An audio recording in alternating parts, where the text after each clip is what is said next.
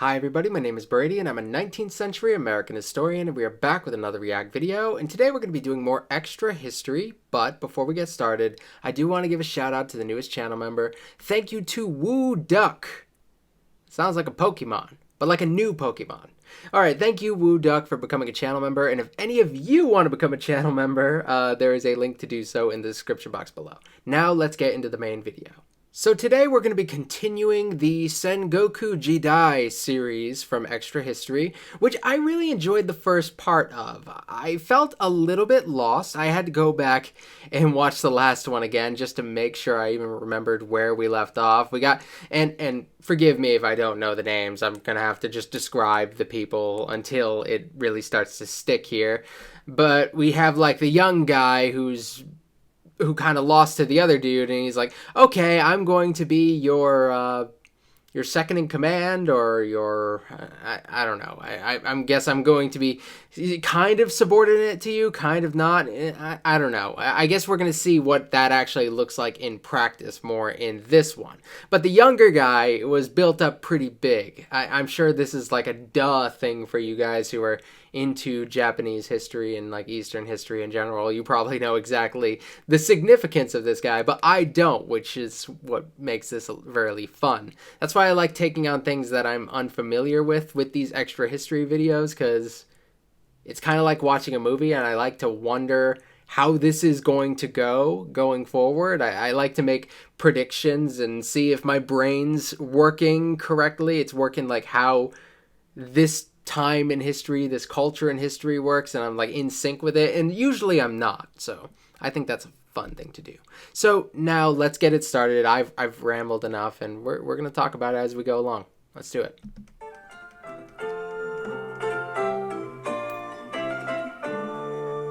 Welcome back to the Sengoku Jidai.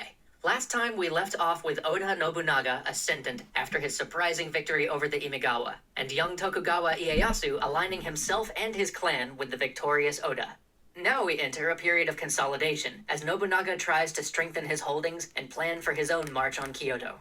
And this is where the alliance with Tokugawa becomes so important. You see, to the east of Owari, the home province of the Oda, were three great clans: the Hojo, the Takeda, and the Uesugi, all of whom were arguably more powerful than the Oda. So why didn't one of these clans march west and steamroll everything between them and Kyoto? Well, because every time one of them would start to, one of the others would invade their territory. But now that Oda Nobunaga had the Tokugawa as allies, his eastern flank was secure. Okay, that makes a lot of sense. And we've been so focused on like a few different groups here, and now we're starting to branch out a little bit more, and I find that very interesting, understanding the grander geographic context here. And the fact this feels like one of the TV shows I would watch as a kid, because just as soon as you think somebody has ascended, you have to introduce a new, more powerful character to give them a place to go. It almost feels like fiction at this point. So I really like the way this has been framed. I didn't know that this was going on in the outside, but they kept that from me so that we'd have somewhere to go going forward, which is really cool. I wonder how much thought they put into that, or if it just happened to hit perfectly for me. He could look west with impunity, or at least with a pretty big buffer between him and anyone who wanted to stop him. So this just leaves two clans to the west between Oda and Kyoto. These were the Azai and the Saito. But remember, right now, Oda Nobunaga isn't grasping for the prize of Kyoto. He's trying to consolidate the gains he's just made. So he marries off his sister to the Lord of the Azai, bringing them into the family, and hopefully ensuring their friendship. At the same time, he opens overtures with his father-in-law, the old daimyo of the Saito, Saito Dosan, a crafty ex-merchant who managed to raise himself up to ruling a whole province.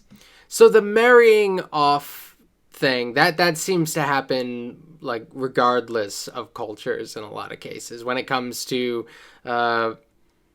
trying to secure alliances, because that's definitely a thing in Europe. I mean, the royal families were so mixed up, like it was so easy to find relations between them. So I guess this is something that spans pretty much any culture. Fascinating. Saito Dosan is on the verge of making a deal with the Oda when he's trapped and killed by his own son, Saito Yoshitatsu, who then rejects Oda Nobunaga's overtures of peace. Looks like it's back to war then. And now it's time to bring in our third major actor, Toyotomi Hideyoshi. Actually, wait, no. Before we go on, we gotta talk about names. Because, Cool. you see, at this point, Toyotomi Hideyoshi isn't actually being called Toyotomi Hideyoshi yet. And Tokugawa Ieyasu isn't called Tokugawa Ieyasu yet either. And basically everybody in this story changes their name like 13 times, because it seems to be a thing at the time to demand that everybody call you by increasingly cooler names the stronger you got, which, yeah, it's kind of awesome, but That's it pretty also sick. gets extremely confusing. So we're basically just gonna ignore it and just call everybody by the names history remembers them as. The only real Okay, that is so much easier for me because I'm already struggling with the names. That's like the main thing that I'm struggling with this. Like I can more or less understand the actions, but there's so many names that just sound it all kind of blends together in my head because when you hear names from languages that you're not familiar with or cultures you're not familiar with, sometimes it just sounds like sound soup. So that's good. That's good. Simplify it as much as possible. really important one to remember is that Tokugawa Ieyasu was called Matsudaira Motoyasu, and like 6 other things before that, before he became My Tokugawa man. Ieyasu, and that he was the leader of the Matsudaira clan from the last episode, which by the end of this episode he will rename to the Tokugawa. You see why I'm not bothering with all these name changes? Anyway, Yes. back to Toyotomi Hideyoshi. Here's a guy who really embodies the changing fortunes of the age. He began life as a peasant. When he was born, he wasn't even cool enough to get 2 names. But then he joined the Oda forces and became a sandal bearer. I kid you not, he was the guy whose job it was to carry Oda Nobunaga's shoes around. But apparently he was really good at it. So good that he got promoted to being one of the guys who oversaw repairing castles. And from there, it was off to the races. In Okay. 1561, I mean that's not a bad place to be. I mean, even though the position doesn't seem to have a lot of dignity to it, maybe that does have a lot of dignity in that particular culture. It doesn't sound very cushy to me, but I think of like if you really want to get in somebody's ear, you might want to go to the people who are closest to them. In a lot of cases, they're people who are performing mundane jobs around these very important people who are close to them more often than not. So I guess that is a really good place to be. Though on the surface of it, it does not look all that dignified. Oda Nobunaga invades the Saito lands. For 3 years he's rebuffed, never quite able to take the mountain castle of Inabayama that the Saito use as their headquarters. But then Oda brings in Toyotomi Hideyoshi. Toyotomi's specialty was administration and diplomacy. He was a decent enough warrior, I guess, but that's not what Oda needed right now. If all it was going to take to beat the Saito was a good general and some courage, Oda Nobunaga would have gotten the job done himself already. So, instead of attacking the Saito head-on again, Toyotomi applies his special brand of skills. One by one, through bribes, appeals, and threats, Toyotomi turns almost all of Saito's retainers against them. With nearly all That's other impressive. forces defecting, the Oda conquest of the Saito is a near certainty. But there's still the impregnable fortress of Inabayama to deal with. So long as it stands, the Oda will never safely hold the land. They need a jumping-off point, a place to gather their troops and store their supplies, a place to safely maintain a siege from, and a place to retreat to if things go poorly. Their last several incursions fell apart because they lacked such a place. So Oda Nobunaga orders Toyotomi Hideyoshi to build one, right at the foot of Inabayama. Now, you would think that right under the arrows of the enemy, it would be impossible to build such a fortification. But Doesn't not for sound Toyotomi very Hideyoshi. practical. According to legend, he built the place overnight. Now, Oh. we can be pretty sure that he didn't actually build that place overnight, but Okay, this is like legend building stuff. Okay. It still sounds really impressive to have been able to do that. I mean, I'm going to let him finish his thought here first because it seems like there's more to this. getting himself a legend like that probably means he built it pretty darn fast. He certainly did it fast enough that he got it built before the Saito could really muster an effective attack against it. As our story rolls forward, I think it Maybe they thought if they attacked, it would have... maybe they were trying to put off a battle. But I guess if they were trying to put off a battle, they're going to allow these guys to build up and be more prepared for said battle. So maybe it would have been better to catch them off guard.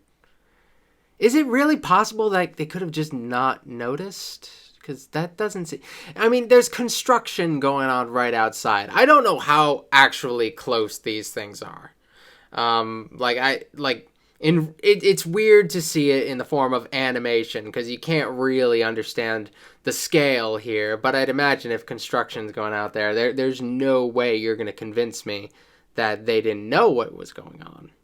It's worth pondering why these three men with their particular talents were able to unify Japan when for 100 years all who came before them had failed. And the conquest of the Saito gives us some good hints, I think. But back to Inabayama. Once Toyotomi Hideyoshi's fortress is in place, Oda Nobunaga brings his forces up to put the Saito's castle under siege. But Hideyoshi's not done. He has one more trick up his sleeve. He's been talking to the local villagers, and he knows of a path up the back of the mountain. A path that would let him and a small handful of men slip into the castle undetected. He tells Nobunaga of his plan, and they agree. He is to pick his men and head out. In the dead of night, they scale the side of the mountain, and just before dawn, leap over its walls. They quickly rush to set fire to the storehouses and the powder magazine. Lovely. The magazine explodes in this great gout of flame. The defenders inside are totally disoriented. Outside the walls, they see thousands of... I was going to say they should burn the building down, and I thought that was a stupid thing to say. I felt like that was like way too oversimplified, and I was just like underestimating the task ahead of them.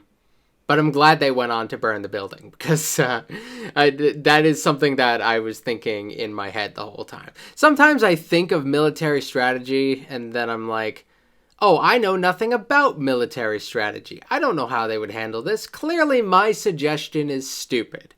So I don't even think about it. Because I know, historically, I'm not very good at understanding how military strategy should work. It's so abstract to me from sitting at my computer chair thinking about how people do military strategy. I really don't feel like I'm the type of person who can understand that without... visual representations. Of men advancing on them. They see the treacherous banners of those they thought to be their allies slowly creeping up the hill, and then bang, the castle erupts. Some men throw down their weapons right on the spot. Others leave the castle walls and race to the courtyard, thinking a full-scale attack is going on. In the midst of this confusion, Toyotomi Hideyoshi and his small band of men seize the gate and throw open the doors. It's not long before the castle has fallen. This is the end of the Saito. When the campaign is done, Nobunaga makes Toyotomi a lord for his services and appoints him to rule over 3 prefectures of the former Saito's land. Good for him. With the Saito him. out of the way, Oda Nobunaga plans at last to march to Kyoto. But how could he justify it? What legal reason did he have? If he simply marched in as a conqueror, it might unify other clans against him. It might even weaken the support of some of his retainers. But then, in 1568, a 31... False flag, false. That's all I can think of here. Fake an attack on your own people or something like that. That's for some reason the only thing that I can consider happening right now, but we'll see. Maybe something will just fall into his lap. I hope that he doesn't have to do like a false flag operation. And for those, most of you probably know what that is, but that's usually just like when you fake an attack on yourself and then blame it on the other guy. So that's what it is. Even weaken the support of some of his retainers. But then, in 1568, a 31-year-old man turned up on his doorstep claiming to be Ashikaga Yoshiaki, displaced from Kyoto when his brother, the shogun, was murdered. Oh. This man asks Nobunaga to cast out the pretenders to the shogunate and reinstate him as the true and rightful shogun of Japan. What an opportunity. Nobunaga, with all the reverence and humility due to his station, says that of course he'll help. He wants nothing more than justice for Yoshiaki and to see the Ashikaga shogunate restored. Of course he'll help him retake Kyoto. Oh no, this is Then getting bad. Nobunaga makes it known far and wide. He's marching to Kyoto. So, if I have to predict what's going to go on, I feel, and for some reason when I'm dealing with history, I feel like there's always some irony in there that you can't really even write this stuff. I feel like this guy is not going to be on top at the end. For some reason. They had like the 3 people and they said that they're going to unite Japan or whatever, but for some reason I feel like this guy's not going to be there in the end. I don't know why it is that I feel that. I feel like the young dude might end up being on top of things. But that's just the vibe I'm getting right now. So I think we have like 3 more episodes of this maybe. So it's hard for me to really say. to restore the shogun, and anybody who tries to stop him is acting against the rightful will of the shogun and will be destroyed. Not much you can say against that. And so, with a somewhat naive heir to the shogunate in tow, Oda's forces sweep west, smashing the few clans that stand in their way, and by the year's end, they're in Kyoto. And there we will leave our story for today. Everything's great, Oda has Kyoto, the, quote, rightful shogun has been restored, Hideyoshi's managing the Saito lands, and Ieyasu's holding down the fort in the east. What could possibly go wrong?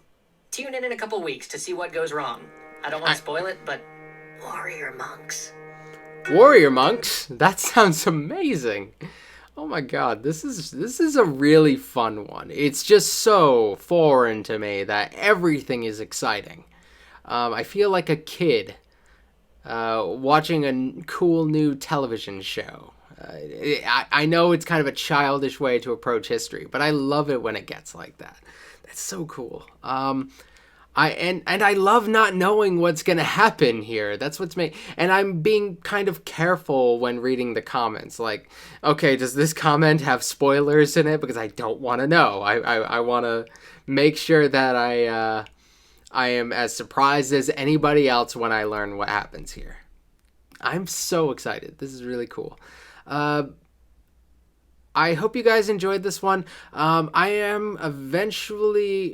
decided I'm going to do a members only poll for when I decide the next one that we do, but it seems like most of you have decided on which one you want to see next after I finish the Sengoku series, but I'm going to put a couple things up against the most popular one just to see for sure if there's something else you'd like to see. I'm going to do a thing where I pick the most popular one, I pick the next one in their playlist, and then I'll pick a random one that just sounds fun to me, and I'll put them all up against each other, and we'll see who ends up winning the poll in the end. But I still have at least a couple more episodes of this one before we have to worry about that. But keep your suggestions coming anyway, because I love seeing what you're enthusiastic about. And if it really is the most popular thing, it'll probably have no problem winning the poll. So we'll see. But I want to do more polls and ask you guys, and between like everybody and every once in a while just ask the members, depending on how I feel on the day, and have that drive the direction a little bit more when I have to pick a new series and I'm not really sure where to start. So that was cool. Thank you for watching, and I will see you guys in the next video. Later. Bye.